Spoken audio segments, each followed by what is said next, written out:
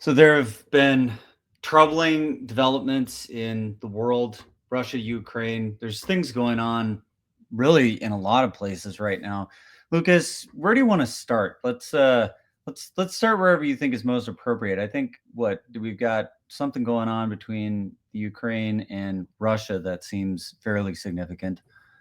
Well, we've got the ongoing, now escalated special military operation, as Russia puts it, with Ukraine, now escalated to concerns about terrorism.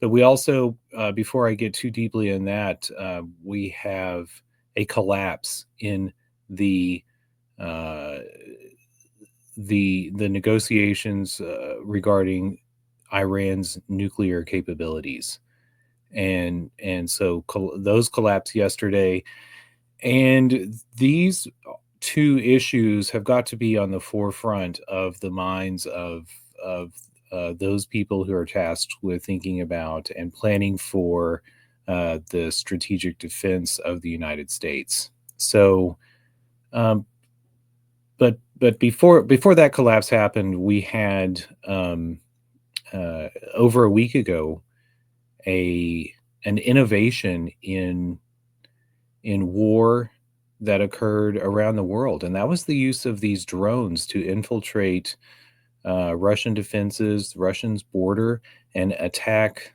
their nuclear capability.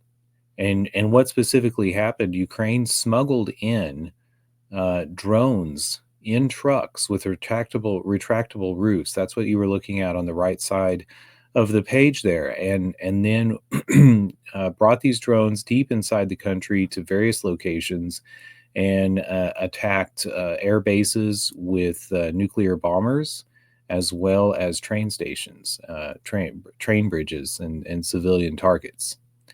So that and there are questions as to, you know, how Ukraine had the capability to pull that off.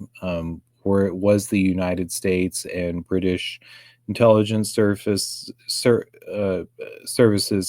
helping them, and how long were they planning for that? But apart from any of that, the audacity, oh, and what a great, yeah, audacious, the audacity of that attack uh, escalated the conflict between Russia and Ukraine.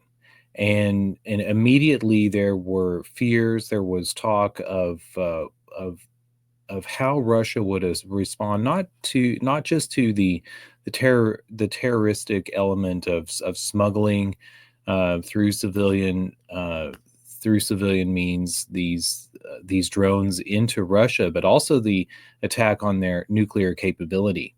And we all know now about their Oreshnik missiles that fly several times the speed of sound, that disperse into several warheads whenever they are uh, whenever, or whatever, they disperse into several warheads. So I believe it's six, um, and that the Ukraine or the West, other countries do not have defensive measures against them. Our our anti missile technology cannot stop them because they're both so fast, and because of the multiplicity of the warhead that breaks apart into six different warheads. So there were expectations that Russia would respond with the Oreshnik. Now, this attack occurred during the peace talks during Istanbul. And so Russia did not immediately respond by attacking Kiev, but they have they did not leave the peace negotiations in uh, did I say Kiev? I'm sorry, Istanbul. In Istanbul, so they continued to sit at the table there, but they have they they have signaled that they are going to be ramping up, and lately have increased their bombs on Ukraine. But I think what's most important is that they're beginning to focus on the aspect of terrorism in that attack. And I think what they mean with that aspect of terrorism is that they are going to begin to target the leaders of other countries who are facilitating that. And that is, there's been a lot of claims that we hear in the West and America about Russia's inability, um, the that there I mean when the war with Ukraine first started, we heard reports that they don't have tires for their tanks and their soldiers aren't trained, and and these other reports back about the inadequacy of their military. Those have proved to be false. And a question, and part of the support for that narrative has been the timeline of this war between Ukraine and Russia. If Russia is so much larger and more powerful, the question becomes, well, then why haven't they already defeated Ukraine? And to that, I would say Russia has been playing a very thoughtful, long game in this special military operation, as they call it, with Ukraine. And part of that is an understanding that they're not fighting Ukraine, they're fighting in Ukraine. And they're fighting NATO and the forces, the United States especially, but a Western coalition. And so they have not looked at this as, oh, we're going to defeat Ukraine and this will be over. They've had an eye on NATO and the United States and said, you know what, if they want to draw this out in Ukraine, we're going to draw this out in Ukraine, but we're going to play the game differently. If they want to use cluster bombs on beaches in Crimea, if they want to use terroristic attacks on civilians on trains, if they want to target our nuclear capabilities, we're going to take the high road, and we are going to play a slow game. So this starts a discussion as to how the game is being played with the leaders in the West. And I think that's been the root of what's going on, and the sort of the slow pace that they're taking. But as this ramps up, and as they have achieved an as their I should say as their progress in Ukraine is inexorable, and they march further and further east to and probably past Kiev, they are going to begin to help with regime change. And if they have proof that leaders in the West have uh, supported the intelligence community in these drone strikes, they're going to target them. And I think that's what we will see in the future. In the United States, we've talked earlier this week twice about Douglas McGregor's warning to President Trump in his first administration about the vulnerabilities of the United States due to our border. And we should be thinking long and hard about what is possible in the United States and in other countries of the world.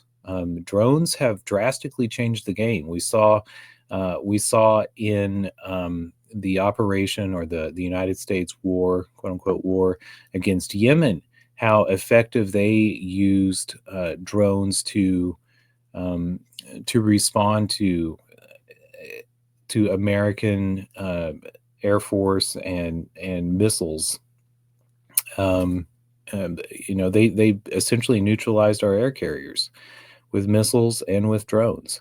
So I think we're going to see a different future coming in warfare. We haven't seen the Boston Dynamics Robo Dog yet, but the drones are a step in a new line of warfare. So that all is, yeah, you gotta wonder how effective having a robot run along the ground versus something that can fly and deliver a small targeted explosive or something else. I mean, it's pretty hard to deal with a drone, but the dog running through the woods probably make quite a ruckus and see it coming.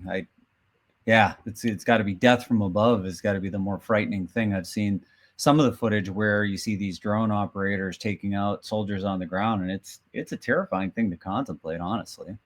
I mean, with the dogs, or with the robo dogs, I think also about heat signatures. A lot of the vulnerability of the soldiers on the front line has to do with the heat signatures of their body. So I don't know. I I don't know how those innovations are going to work themselves out. But I mean, even with drones, have you seen the spools of fiber optic cables and some of the fields along the front lines in the Ukraine with just spider nets of fiber optic cables laying on top of the field? Yeah, it's the kind of image that you can't really, in video, you can't really wrap your head around of exactly where we're at in warfare. Is that we've got these glass threads along the ground carrying information, death. It's one of the most baffling pictures that made me sit up and think we are really living in the future here. Like, who could have imagined that warfare would look like, spider webs on the ground? I'll find it quick and we'll throw it on the screen. But if you haven't seen that, it's really a shocking kind of image to see. Well, and as we think about these advents in warfare with drones, with robots, on the other hand, we have this vestigial nuclear innovation from the 40s that still has so much impact today. And with that, I'm thinking of Iran, and it's so so we turn to Iran. Yesterday, I don't know how much of this you know, but last night there, oh, there we go. There's the field. Before we turn to Iran, we can take a look at that. Yeah, look at all of those fiber optic cables behind him. Have you Yeah, seen? as in previous wars where we had landmines and stuff, you can see that warfare keeps kind of shifting in its direction. And this death from above drone strike controlled by fiber optic threads, it's yeah, this looks like the future of war here. And imagine in the future people will be finding these threads on the ground and asking what they are. And I thought they were just going to deliver us our Amazon packages. Um, so turning to Iran. Yesterday, the talks broke down in Iran. The negotiations about Iran's uh, nuclear capabilities and their nuclear program. So I'm, last, I guess yesterday afternoon, I saw a post. I saw it floating around Twitter, and it came from Politico that the United States um, was evacuating their diplomats and non-essential personnel from our air bases in the Middle East, in Saudi Arabia, the UAE, in those countries there, the Gulf nations.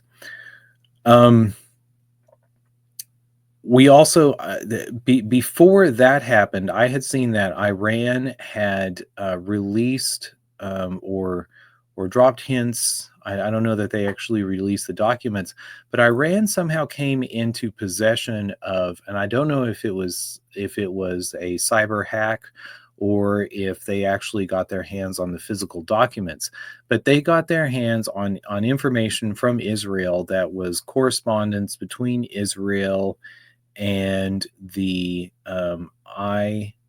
IAEA, the nuclear watchdog organization that was supposed to be uh,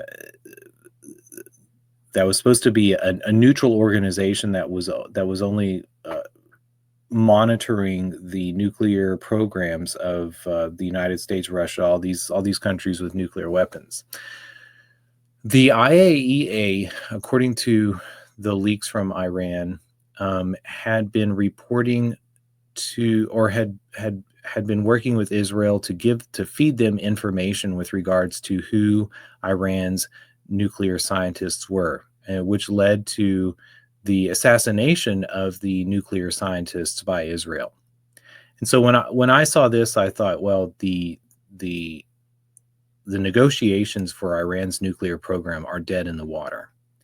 Now, we also saw Tom Cotton release a tweet yesterday that Iran had achieved nuclear capability. And I think this should be no surprise to anyone.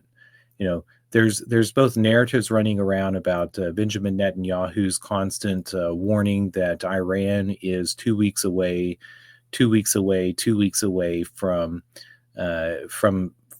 achieving the from having having whatever spun use their centrifuges to make weapons grade uranium and to achieve a nuclear bomb. We've known that was the case, and there's also a lot of talk about. I mean, even Tulsi Gabbard came back and said, "Oh, your Iran is not looking to create a nuclear bomb." Uh, I mean, let's go back to why uranium instead of thorium, even to begin with. There's always an element of desire for nuclear war capabilities that are worked in with these nuclear programs. So I'm not surprised that to see reports that Iran has a nuclear bomb. I don't know if it's true. I even saw reports that they had tested 2 nuclear bombs in the last couple of days. But either way, the talks have broken down. The United States is evacuating its diplomats in the area, possibly other soldiers, active duty soldiers at those bases. I'm not sure. But this is also why I thought the domestic issues in the United States and Douglas McGregor's reasoning whenever he was the special advisor to the Secretary of Defense for Trump's first administration, that to get these soldiers, to get American soldiers out of our foreign bases, that we needed to have a reason to bring them home, and domestic security should be that reason. So I think this is where we're at now. We are also went to bed last night and woke up this morning with reports that Israel was considering bombing Iran. I don't know what the details of that would be. We know that Mike Waltz was removed from the National Security Advisory Team because he was working with Netanyahu behind Trump's back or against Trump's wishes to that ends. So I'm hoping that this doesn't happen, and that Trump foresaw all of these issues before they manifested, and that we are going to be pulling out and recognizing Iran's sovereignty, and maybe looking towards an era where we have a Pakistan, India situation where both countries have their nuclear weapons, and they hold on to them and don't use them in the path of mutually assured destruction. I don't know, but this is where we are at today. And there's other news in the area. We've got Greta Thunberg and some others who were traveling. They claim they were kidnapped in international waters by Israel. So we've got other things on the horizon. Did you want to talk at all about that? I know this one caught my eye, and I thought it seemed pretty significant that we have, allegations of kidnapping, that they were keeping these individuals against their will. I mean, yeah. So kidnapping was the word from the mouth of Donald Trump, that they were kidnapped. And I do think it's significant. Like, one, there's a couple of things about this flotilla. You remember earlier this year, Israel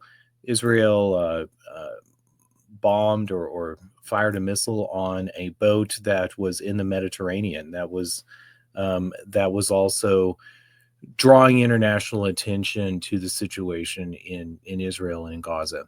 This time they boarded this boat whenever it was in international waters, and I don't know that there's any dispute that it was in international waters from the international community. They were very wary. It wasn't like they were on the line 12 miles out. I think the international waters start 12 miles. I think they were 60 miles out.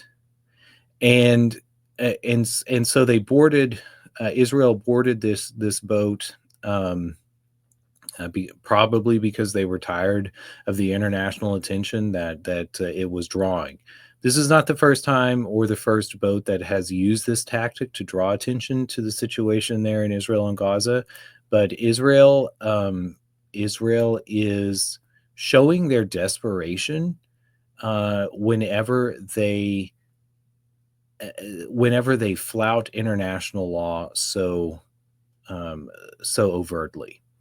And they boarded the vessel. They arrested or kidnapped, I think is the appropriate word, kidnapped the 12 people who were on board, brought them back to Israel, and there gave them an option that they could sign a confession of guilt of invading Israel and invading Israel and perpetrating terrorism, and that they would be immediately deported, or they could be detained and sit in Israeli prison as to such time that they could be brought before a judge for a hearing. So that's the state of what's happened there.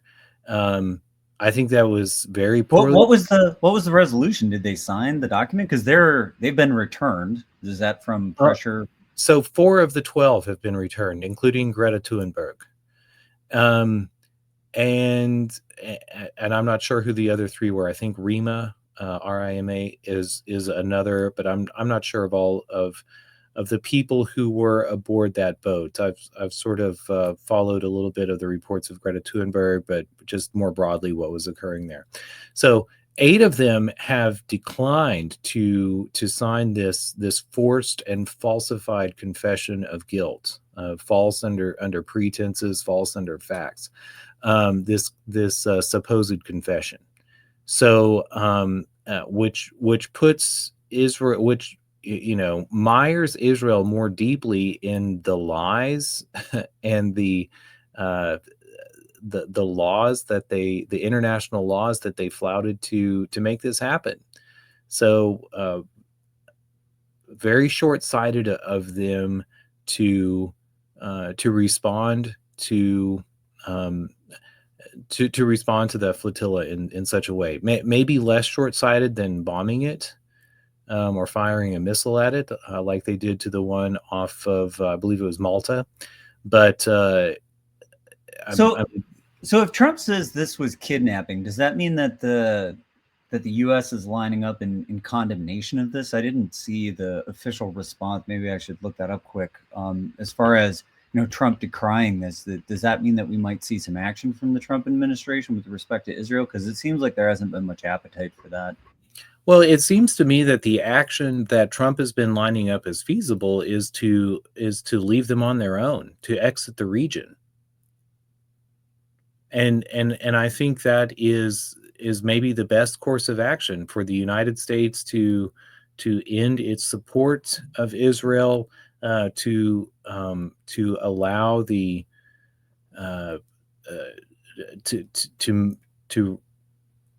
I don't know, to force Israel to get along with their neighbors, because much, if not all of what Israel has done has been under the protection of the United States. We finance Israel. We support them. We've done so since the creation of Israel. The British also continue to support Israel. It is a vestigial organ of the British and the American empires and their understandings of their place in the world.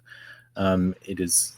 So looking at this, wait, just going back for a second, because looking at this Newsweek article, it seems like maybe Trump was not agreeing that it was kidnapping. And from what I could tell here, it seems like the sentiment's still pretty aligned in support of Israel, and that he wasn't really buying into what Greta said with respect to being kidnapped. I mean, as soon as I heard her say that, it seemed like I'm not saying that anything was right about the situation, but kidnap maybe isn't the correct technical term. I'm not sure splitting hairs is really the thing to do here because clearly they were captured and detained.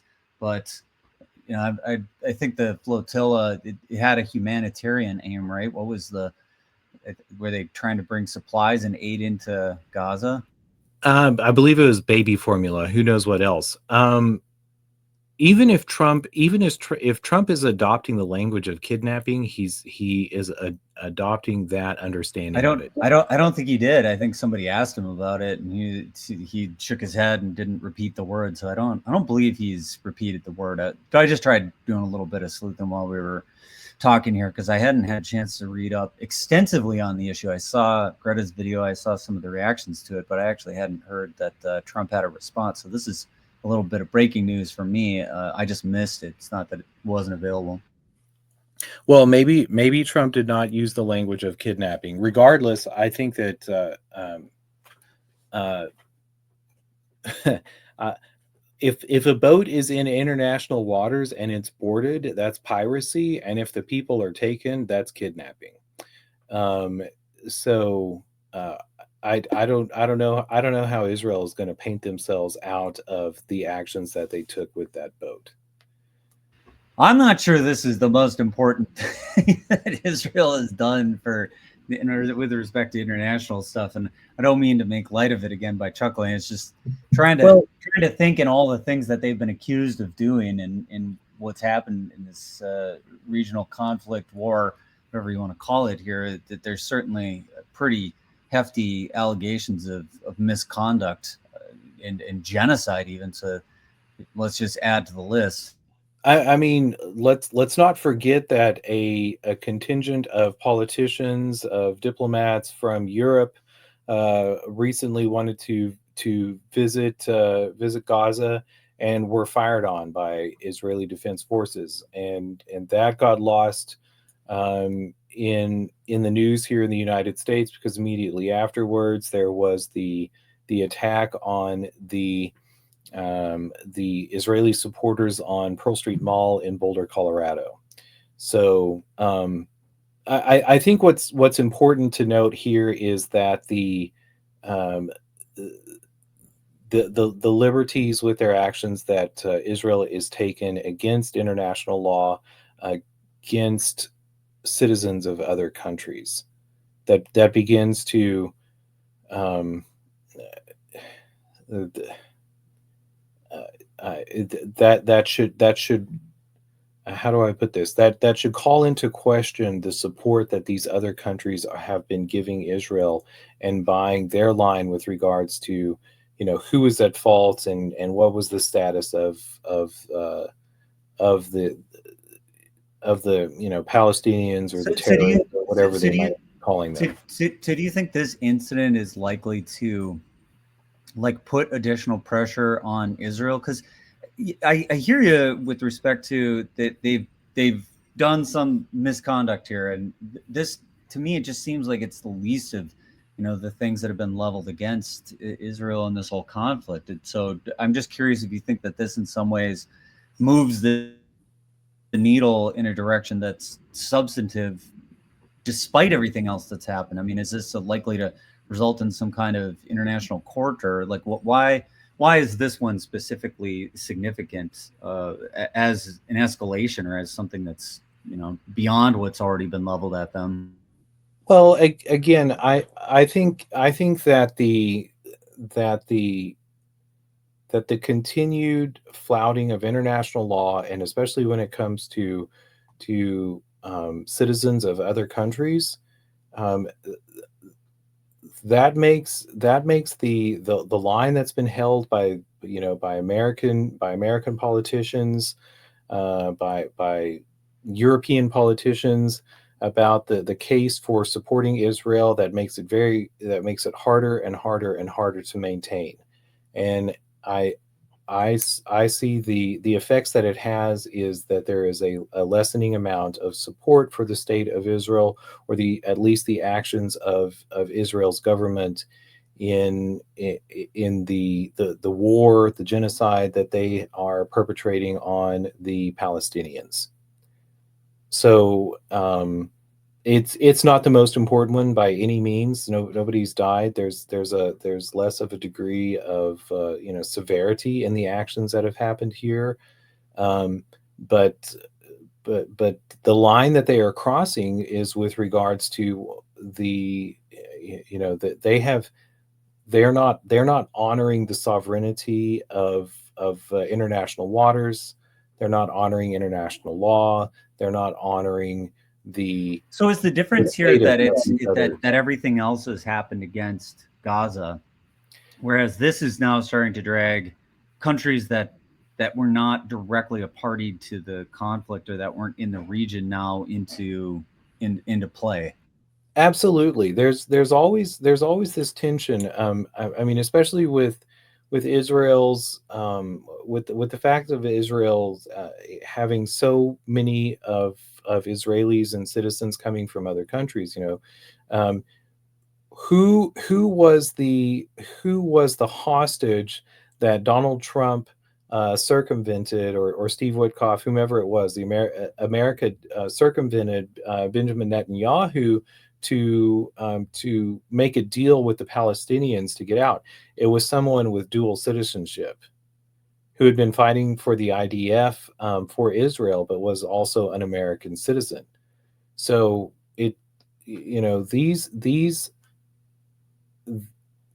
these matters of biography are very important. Um, and this gets more deeply into maybe I mean, one terrorist is a word that is created by American diplomats in the 60s, in the post World War II era, to to give um, to give permission to countries to reach inside borders of sovereignty and take military actions. So and if you'll remember back to, say, the Oklahoma City bombing, people were very reticent to use the word domestic terrorist here in the United States, or to even think that a terrorist could be someone who was a citizen in your own country. And the reason for that was, if people didn't outright understand it, they certainly felt it, was they were very wary to give up the protections that a citizen has from their government. So for us to begin to label Americans as terrorists is essentially to deny them the protections that the constitutions, or the protections that we believe having a citizen merits. Now that's the same sort of distinction that we have going on in drawing these lines against, is the Bill of Rights, listing unalienable rights that are given to every human, or are the Bill of Rights and the protections against our government just given to a privileged class of people? And we're going to Well, I think it was originally the intention, because we've had this discussion. So I think you're asking a bit of a rhetorical question. I think it has to be the first one. It's inalienable. It's not have anything to do with citizenship, well, right? I agree, but this this is cause for worry with what's going on in the United States, and it's there's a large outcry against illegal immigration, against aliens, but I hope that we don't lose sight of who the bigger enemy is in the focus on illegal immigration, because our focus on who the problem is should be government. Because once government assumes powers and takes liberties with declaring what truth is, and what the story of what's going on is, it's very hard to pull that back from them.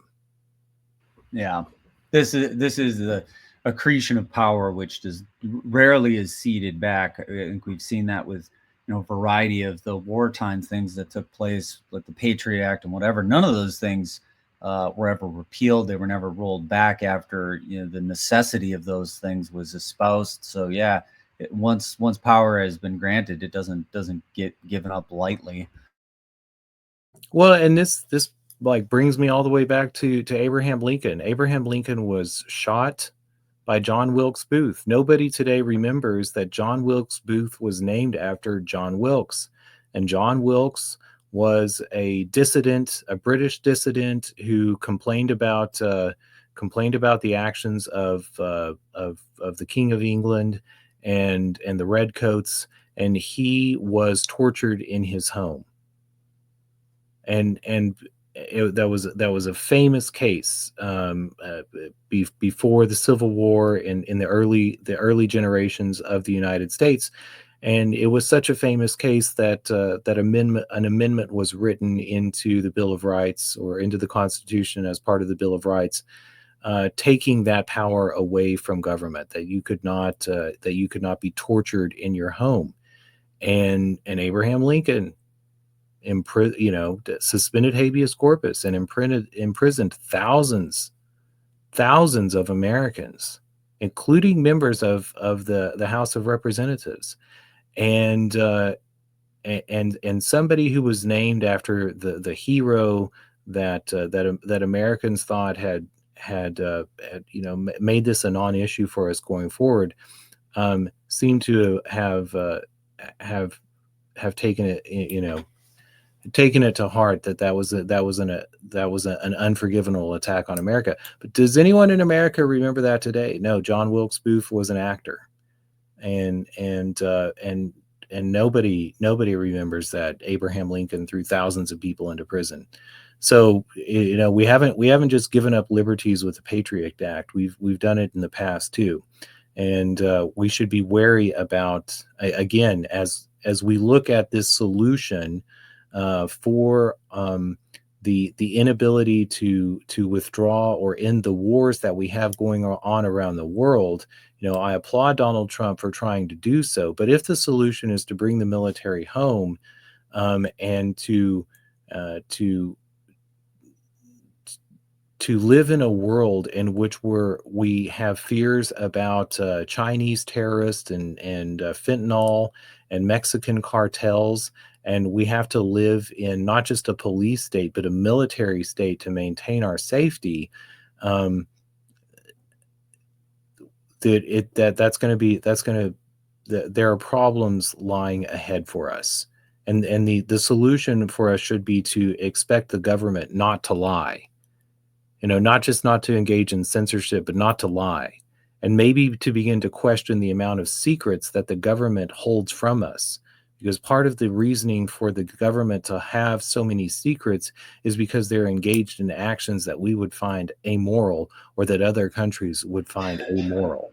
Well, this was one of the promises that we had with the Trump administration, is that there would be more transparency. It was one of the hopes with the likes of Kash Patel coming into power along with the rest of the Trump administration. I don't know that we've seen that in the way that everyone was hopeful with the coming administration. So unfortunately, it seems that the status quo has somewhat been maintained in Washington. Well, we were promised the JFK files, and they didn't get those. We were promised the Epstein files, and we didn't get those. So, and not only that, but everyone from Pam Bondi to Kash Patel to Dan Bongino seem to have totally pivoted on their devotion to having that information released and known to the public. So, yeah, I don't know when we're going to find a government that we can be proud of, that doesn't tell secrets and doesn't lie. But I look forward to it when we do. Yeah. Well, we're at the top of the hour with that cheerful thought. The least cheerful thought I can imagine. That I think wraps us up for the show. So we'll see you next time on FOMO.